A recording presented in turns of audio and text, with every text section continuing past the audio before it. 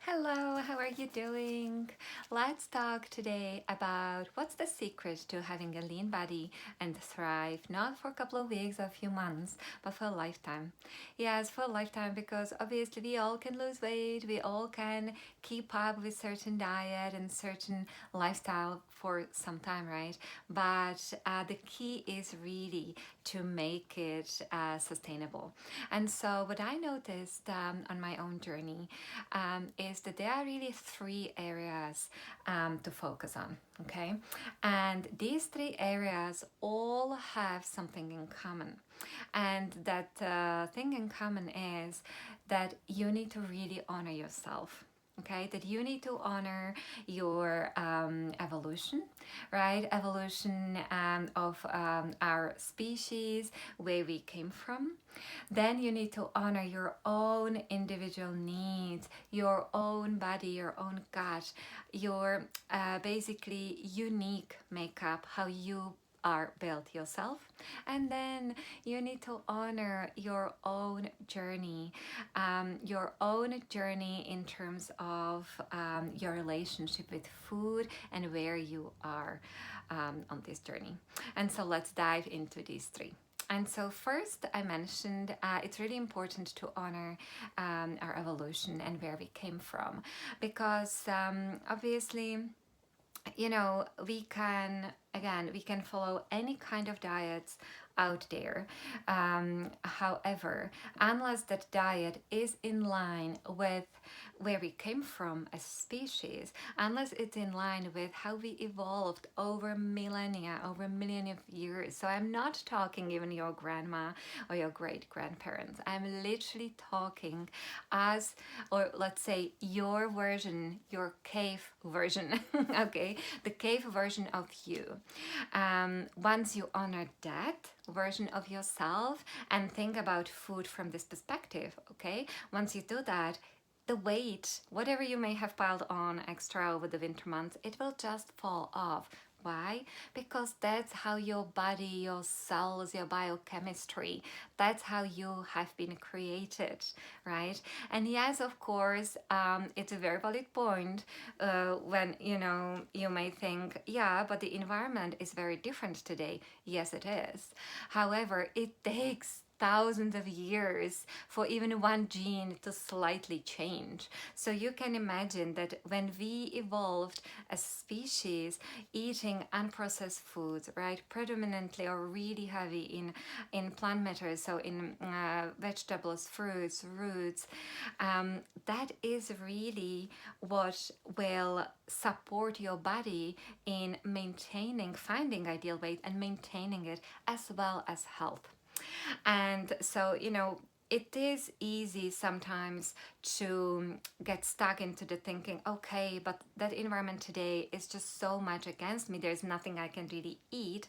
Well, there is. There is, as long as you stick to the produce aisles, as long as you stick to the fruits and vegetables and salads and smoothies, if you like cooked, right, to stews and soups, to steamed veggies, as long as you stick with these, there is so much to eat. And on the contrary, it will actually push your imagination beyond. It will expand your imagination, because once you see that this is what you predominantly really are designed to eat, you will come up with so many beautiful recipes, with so many beautiful ideas of how to really nourish your body, and basically how to honor evolution and honor really how you were created.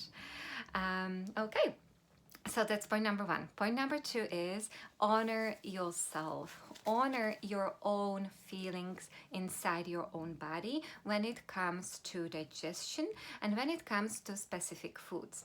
Now, this is a very loaded topic, but to start, or where to start, or how to even know, is I really recommend keeping a food diary.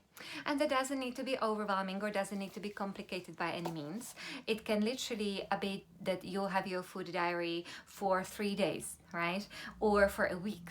Then you can take a break and do another week, right? And just include there when you eat, what you eat, what type of foods, how you feel while eating those, and then a couple of hours later. And this is really, really, really like it's really groundbreaking, because I remember when I started for the first time, I actually had a simple notebook like this, and I wrote down, okay, B for breakfast, 10 a.m. Green smoothie, mostly greens, kale, spinach, and then 3 pieces of fruit, seeds. Okay, then how did I feel? I was actually hungry about an hour later. And basically doing it this way, without just difficult spreadsheets or anything, it gives you that specific a kind of or starting point when it comes to really noticing what type of foods you eat. It brings your attention and awareness to it. What types of food you eat, when you eat it, and how do you feel after? Are you bloated? Do you feel hungry? Do you feel shaky? Do you get cravings at the end of the day? Do you feel tired and kind of sluggish? And then you may discover that you don't do well, let's say, with broccoli. However, having Brussels sprouts is totally fine for you. Or you don't do well with bananas, but mangoes are fabulous for you. Or you may discover that you are actually eating more bread than kind of is really desirable, and you may feel bloated after that, right? And yes, really just paying attention to how the food feels inside your body is another really, really important point to keep in mind. Okay, and point number 3 is honor really your own journey, honor and heal your own relationship with food. And this is a really loaded topic, because I find in my own case at least that actually getting down the kind of schematics of the diet wasn't a difficult thing to do. It was just kind of a little bit of trial error, but it was just done. Then paying attention to my gut and to how specific foods felt. Yes, it was a little bit more challenging, but again done. But the third part, actually honoring and noticing when I was eating and what were those drivers rather than hunger, whether it was boredom, emotions, how did I feel after I ate, in terms of, okay, do I feel like I'm a good girl or bad girl? Am I attaching like a value or worth, my own worth to how I am eating, and basically focusing really on finding my limiting beliefs around food, around my eating habits, and then rewiring them literally. That was just for me key to really finding peace and feeling aligned on my own journey, and with my own relationship to my own body and health, and to thriving, because thriving isn't obviously only about the physical body, right? But it's also about the emotional body, the mental body, and the energetic body. And I don't know about you, but I recently did this exercise actually, and I noticed that from all the areas in my life, family, spirituality, health, wealth, business, from all the areas in my life, actually it's well-being and my relationship to myself what influences all the other areas the most.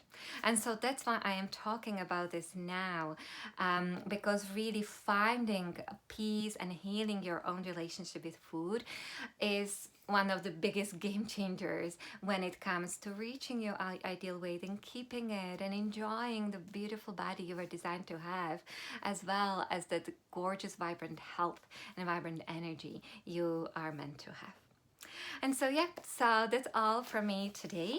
Let me know in the comments below which one of these resonates the most with you, and which one of these you feel like you need a little bit more work on. Okay, thank you so much for watching. Take care. Talk to you soon. Bye bye.